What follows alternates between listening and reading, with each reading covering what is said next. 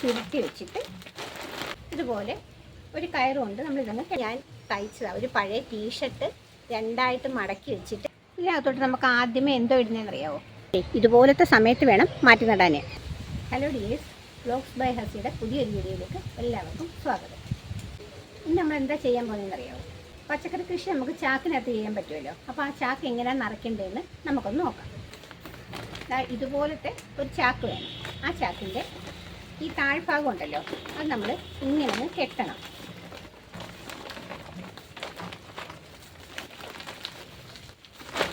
കണ്ടോ, ഇങ്ങനെ ചുരുട്ടി വെച്ചിട്ട് ഇതുപോലെ ഒരു കയറുകൊണ്ട് നമ്മളിതൊന്ന് കെട്ടണം നന്നായിട്ട്.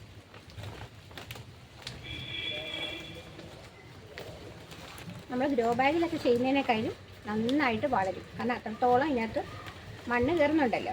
അപ്പം നമുക്ക് ഈ പന്തലേ കയറുന്ന ചെടികളൊക്കെ, അതായത് പയറ്, പാവല്, പടവലൊക്കെ ഉണ്ടല്ലോ, അതുപോലത്തെ പച്ചക്കറിയൊക്കെ ഇതിനകത്ത് നട്ടാൽ നല്ല വളർച്ച ഉണ്ടാവും. കണ്ടോ, അതാണ്ട് ഈ ചാക്ക് നമ്മൾ തിരിച്ചിട്ടിട്ടുണ്ട്. ഇങ്ങനെ കെട്ടുന്നത് എന്തിനാണെന്നറിയാമോ? താഴ്ഭാഗം നല്ല റൗണ്ടിലിരിക്കാനും വേണ്ടിയാണ്.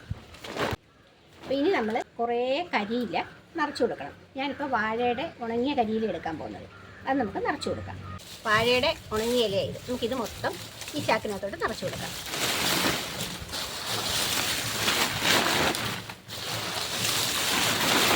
ഇലയെല്ലാം കരിയിലയൊക്കെ നമ്മൾ ചാക്കിലിട്ടങ്ങ് അമർത്തി വെക്കണം. കണ്ടോ, വേണ്ടേ? ഇത് കണ്ടോ, ഇങ്ങനെയൊക്കെ ചെയ്യുമ്പോൾ ഒരു ഗ്ലൗസ് ഇടുന്നത് നല്ലതാണ്. ഇത് ഞാൻ തയ്ച്ചതാണ്. ഒരു പഴയ ടീഷർട്ട് രണ്ടായിട്ട് മടക്കി വെച്ചിട്ട് നമ്മുടെ കൈ വിരലുകൾ അകത്ത് വെച്ചിട്ട് വരയ്ക്കണം. വരച്ചിട്ട് കട്ട് ചെയ്ത് അതിൻ്റെ സൈഡിൽ കൂടെ തയ്ച്ചെടുക്കണം. ഇത് തിരിച്ചിട്ടാലും നല്ല ഫിനിഷിംഗ് ആയിരിക്കും. പക്ഷേ അത് തയ്യത്തുമ്പൊക്കെ അകത്ത് വരുമ്പോൾ നമ്മുടെ വിരലിനൊരു ഡിസ്റ്റർബൻസ് ആയിരിക്കും. അപ്പോൾ കുഴപ്പമില്ല. ഇനി നമുക്ക് ഈ ചാക്കിൻ്റെ സൈഡൊക്കെ ഒന്ന് മടക്കി കൊടുക്കണം. ഇതുപോലെ 2 ലെയർ മടക്കി കൊടുക്കണം. പിന്നെ നമുക്ക് ചെടി വളർന്നു വരുന്നതിനനുസരിച്ച് പിന്നെ നമുക്ക് മണ്ണിടുമ്പോൾ നമുക്ക് നൂത്ത് കൊടുത്താൽ മതി. കണ്ടോ, ഇതുപോലെ നല്ല റൗണ്ടിൽ മടക്കി കൊടുക്കണം. ഇത്രയും വേപ്പിൻ പിണ്ണാക്ക് നമ്മൾ ഇതിലോട്ടങ്ങ് ഇട്ട് കൊടുക്കണം. ഇനി നമുക്ക് ഇതിനകത്തോട്ട് മണ്ണിട്ട് കൊടുക്കാം.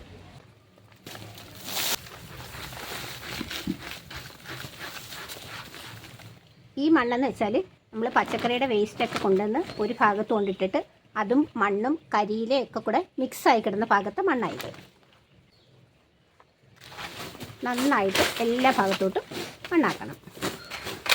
എന്നിട്ട് ഇതിലോട്ട് നമുക്ക് വേറെ സാധനം കൂടെ ചേർക്കണം. ഇതാണ്ടേ കടലപ്പിണ്ണാക്ക് കണ്ടോ, കപ്പലണ്ടി പിണ്ണാക്ക്, കടലപ്പിണ്ണാക്ക് എന്നൊക്കെ പറയുന്ന സാധനം ഇത് നമുക്ക് ഇതിലോട്ട് ഇട്ട് കൊടുക്കണം. ഇത് പൊടിച്ചതാണ്, പുതുത്തതല്ല, പൊടിച്ചതാണ്. ഇതിനകത്തോട്ട് കുറച്ച് ഇട്ട് കൊടുക്കണം. കുറച്ച് ഒരു 1/2 ഗ്ലാസ് വേപ്പിൻ പിണ്ണാക്ക് എടുത്ത പോലെ അത്രയും മതി. നന്നായിട്ട് നമ്മളൊന്ന് മിക്സ് ചെയ്ത് കൊടുക്കാം. അപ്പം നമ്മൾ എവിടെ വെച്ചാണോ കൃഷി ചെയ്യുന്നതെന്ന് വെച്ചാൽ ആ ഭാഗത്ത് കൊണ്ടുവച്ചിട്ട് വേണം നമുക്ക് ഇത് നിറച്ച് കൊടുക്കാൻ. അല്ലെങ്കിൽ മണ്ണ് അത്ര ഇടുമ്പോഴത്തേക്ക് നമുക്ക് നല്ല വെയിറ്റ് ആയിരിക്കും, എടുത്തുകൊണ്ട് പോകാൻ ഭയങ്കര പാടായിരിക്കും. അപ്പോൾ ഇനി ഒരു 3 ദിവസത്തേക്ക് ഇത് നമുക്ക് രാവിലെയും വൈകിട്ടും വെള്ളം ഒഴിച്ച് ഇട്ടേക്കണം. ഈ പോട്ടിംഗ് മിക്സിൻ്റെ ചൂടൊക്കെ ഒന്ന് പോയതിന് ശേഷം മാത്രം വേണം നമ്മൾ തൈ നടാൻ. 3 ദിവസം കഴിഞ്ഞപ്പോൾ മണ്ണ് നല്ല സെറ്റായിരിക്കുന്നുണ്ടോ. ഇനി നമുക്ക് പയറിൻ്റെ തൈ ഇതിലേക്ക് നട്ടു കൊടുക്കാം. ഇതുപോലെ തൈ എടുത്തിട്ട് നമ്മൾ കത്രയുണ്ട് ഇതങ്ങ് കട്ട് ചെയ്യണം. ഇതിൻ്റെ വേര് കട്ടായി പോകാതെ നോക്കണേ. കണ്ടോ, ഇവിടെ വേരിരിക്കുന്നുണ്ടോ? വേര് കട്ടായി പോകാതെ പതുക്കെ കട്ട് ചെയ്തെടുക്കണം. അവർ പോലും അറിയരുത് അവരുടെ സ്ഥലം മാറിയ കാര്യം. അതുപോലെ നമ്മൾ വേരിനൊന്നും അനക്കം തട്ടാതെ പതിയെ അങ്ങ് താത്ത് വെക്കണം. അപ്പോൾ ഇനി ബാക്കി 2 തൈയും കൂടെ ഇതിനകത്തോട് നട്ടു കൊടുക്കാം. കണ്ടോ, ഇനി ഇത് വളർന്നു വരട്ടെ. വളർന്നു വരുമ്പോൾ നമ്മൾ മേലോട്ട് കയറ് കെട്ടി പന്തലിട്ട് കൊടുക്കാം.